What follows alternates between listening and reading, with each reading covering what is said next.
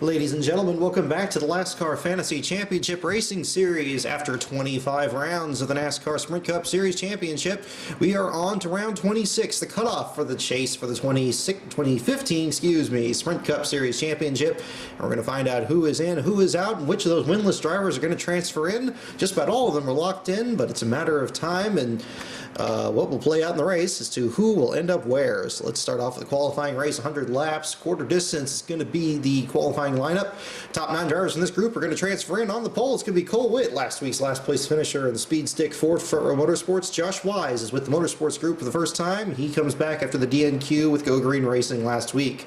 Alex Bowman for Tommy Baldwin Racing alongside Jeb Burton again in the 23 for BK Racing. Michael Annetz for H. Scott Motorsports alongside Brian Scott back in the number 33 for Circle Sport. And Richard Childress's conglomeration there. Jeffrey Earnhardt looks to make his Sprint Cup Series debut for Go Green Racing. He starts in the 7th spot here alongside Landon Castle for Hillman Smith Motorsports. Brett Moffitt and Justin Allgaier round up the top 10. Behind them, it's Timmy Hill and a Chevrolet this week in the number 98.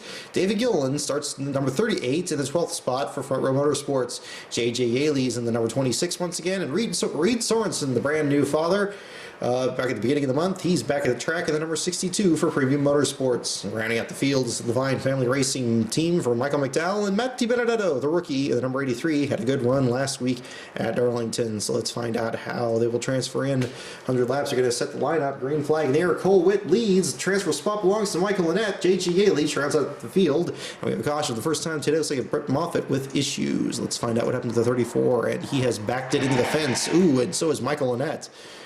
There, ooh, and Annett looks like he got loose under him. Race for the transfer spot. 9th spot here. Michael Annett tried to get one more. Broke loose and Moffitt, both of them into the outside wall. Looks like Annett stayed on the lead lap. Moffitt looks like he had some more extensive damage on his number 34. And you see J.J. Yaley get around to both of them. Green flag is back out on lap 12. Cole Witt still your leader. Transfer spot now belongs to Michael McDowell over Alex Bowman. Bowman now takes the spot, and Michael Annett rounds out the field. He's now 2 laps down. He actually had more severe damage. And Cole Witt, the leader, out with suspension problems. And that's going to give Josh Wise the lead. 2nd spot goes to Brian Scott. 3rd goes to Landon Castle. Transfer spots now J.J. Yaley with McDowell trying to get his way back in. He does. So we near the halfway point of the qualifying event. Josh Wise leads that lap. Brian Scott in 2nd. And header problems for Scott are going to drop him out of the event. And now we have only 14 cars, only 12 of them on the lead lap, and we have a battle for the lead as Timmy Hill now takes it. Reed Sorensen had it briefly, his teammates. Now Hill takes the lead with 25 laps to go. Hill leads. McDowell is solidly in. 9th spot is now Jeb Burton. He has a 1-second gap over Justin Allgaier. Closing in on the final 10 laps, Timmy Hill leads by 2.2 seconds over David Gilliland. Jeb Burton holds on to the transfer spot now by 2 seconds. White flag, checkered flag. Timmy Hill is your winner of the qualifying event. Reed Sorensen, his teammate, ends up 2nd. David Gilliland in 3rd with Landon Castle. Another good run for him in the 4th spot. Josh Wise is going to make it in the number 30 for, the Motorsports group.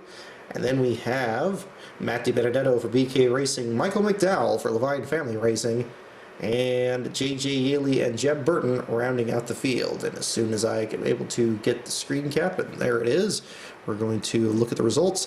1 caution, 4 lead changes, margin of victory, 2.4 seconds in the sprint event. And let's go ahead and back out of this, get the lineup set for the main event.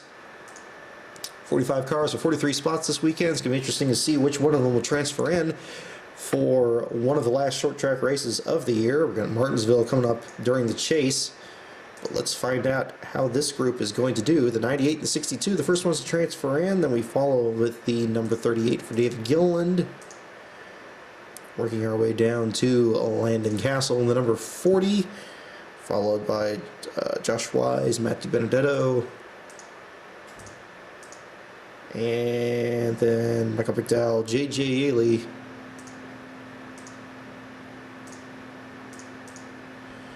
J.J. Yaley and Jeb Burton.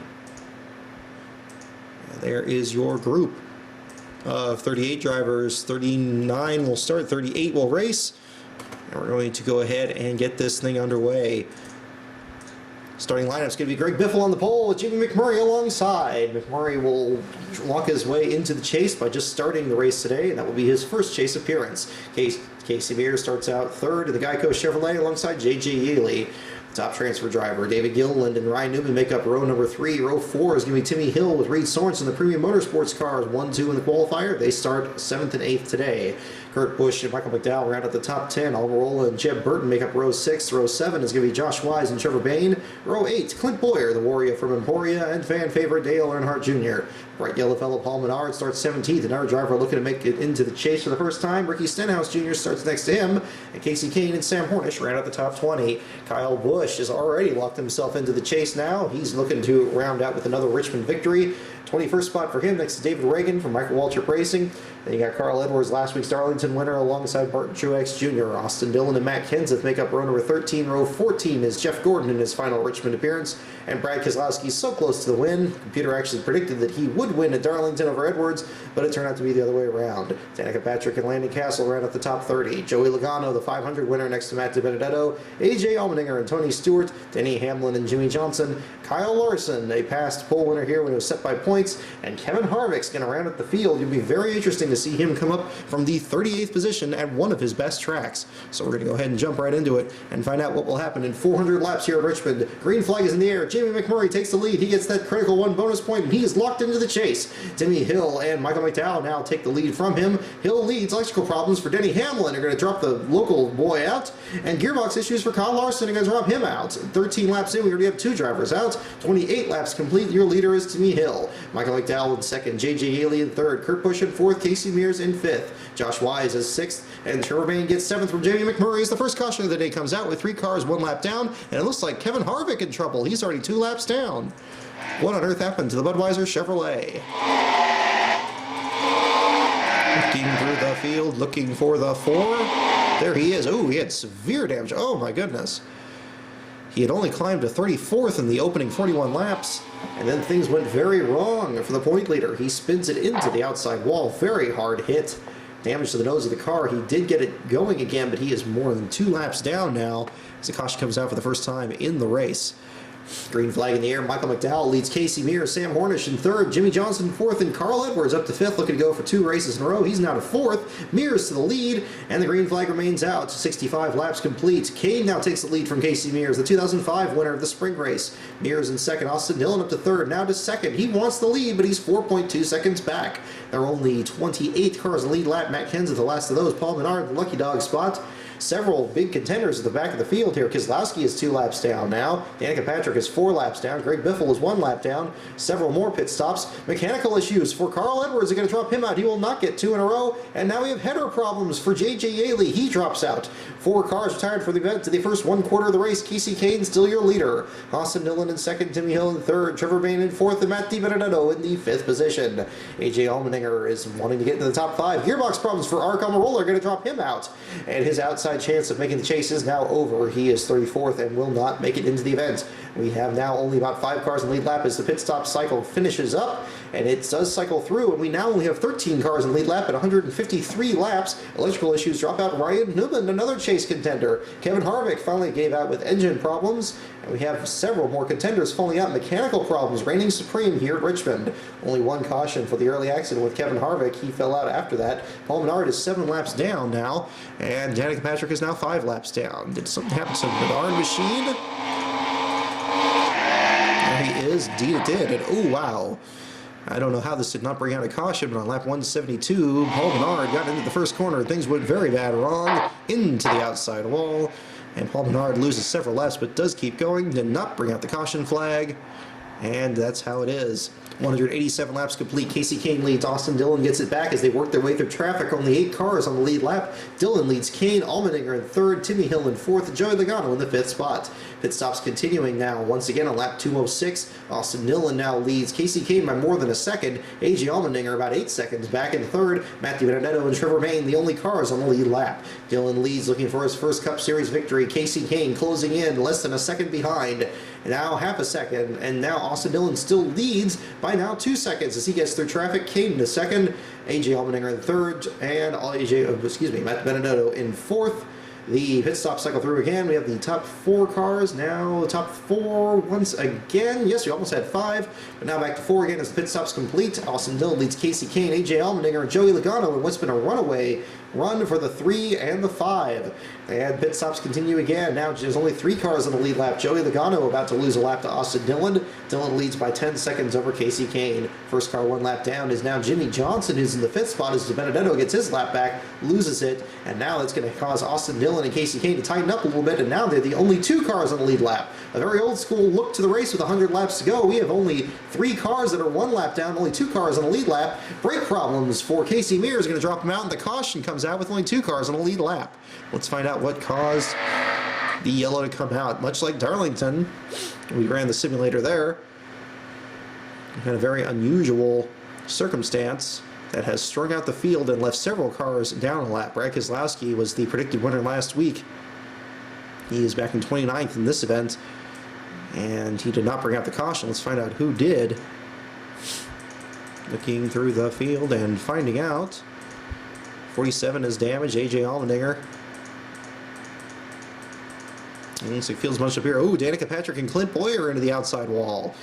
Patrick running back in 30th. Got on the inside of Boyer. Did Boyer come down on her? Oh, a little bit. They were closing in on Joey Logano as he was coming to pit road. Logano jumped back out onto the track, and Danica slid in the traffic right in front of Reed Sorensen. Sorensen did not hit her. And so we continue on lap 315 as the green flag comes back out. Only 2 cars on the lead lap. Austin Dillon and Casey Kane.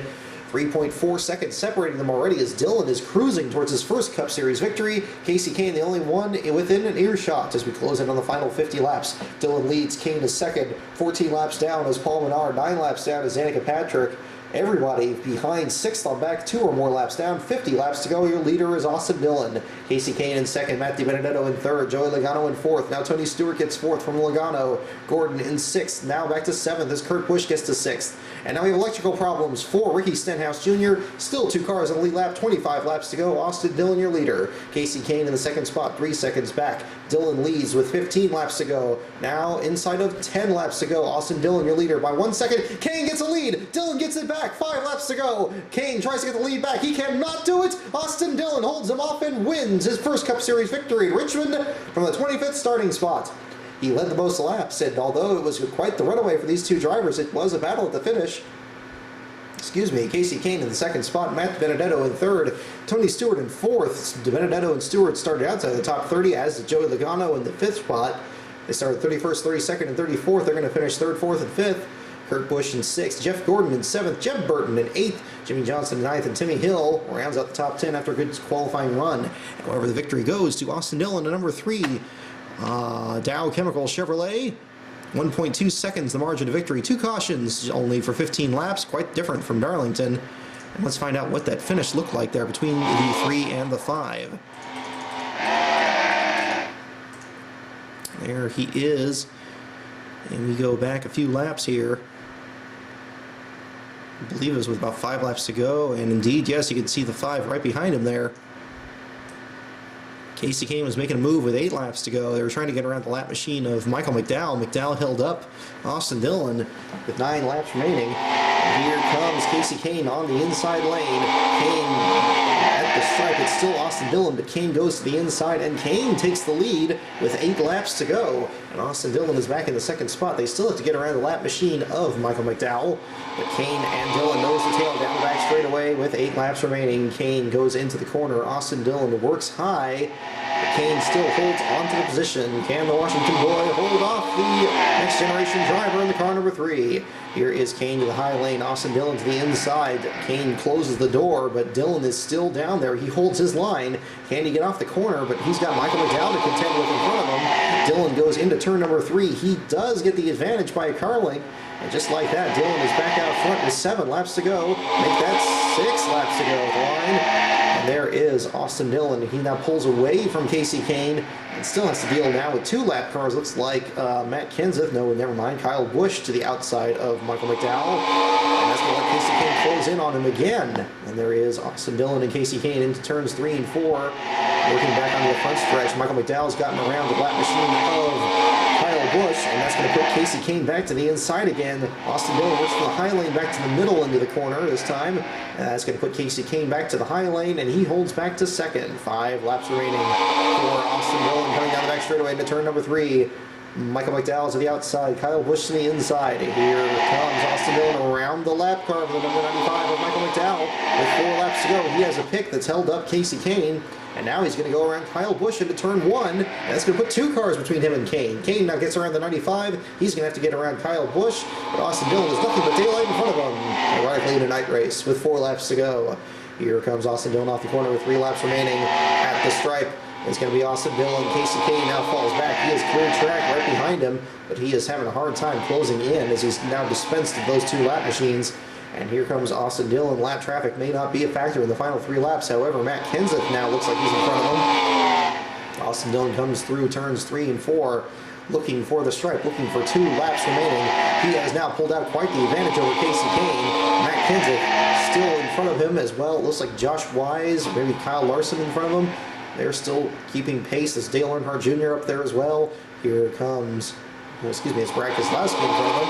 Here comes Austin Dillon down the back straightaway to the inside of Matt Kenseth. Kenseth still holds him off. We have 2 laps remaining. Make it 1 lap to go. The white flag will come out for Austin Dillon, and there it is. The number 3, Richard Childress Chevrolet, has not won since Talladega in 2000. Austin Dillon looks to end that streak today. The number 3 has not won at Richmond in several years. I believe 1991 when they beat Ricky Rudd coming around the track in what was also a long green flag race. Here comes Austin Dillon past Dale Earnhardt Jr. and he will take the checkered flag and win here at Richmond by open track over Casey Kane. And just like that, there's the victory. 2.5 hours of very fast race. And we're going to save the results and find out just how many laps that Dillon did lead. We're going to back out of this and that and this and that and back here. And we're going to find out the RIR file. There it is. Austin Dillon led more than half the event, 237 of 400 laps. Casey Kane led 91 laps, the only 2 cars in the lead lap, and they end up settling the victory between themselves. Timmy Hill led 37 laps after starting a strong 7th. Michael McDowell led 15 after starting 10th. Good runs for several of the underdogs. Trevor Bayne even led 3 laps as well. 5 laps led for Jamie McMurray after the pole sitter. He locks himself into the chase with a good finish. Matthew Benedetto led 1 and Tony Stewart led 2. And that is the tail of the tape here at Richmond. So enjoy the race weekend, everybody, and look forward to the start of the 2015 chase, where we round out this season of the LASTCAR Fantasy Championship Racing Series. Thanks for watching, everybody.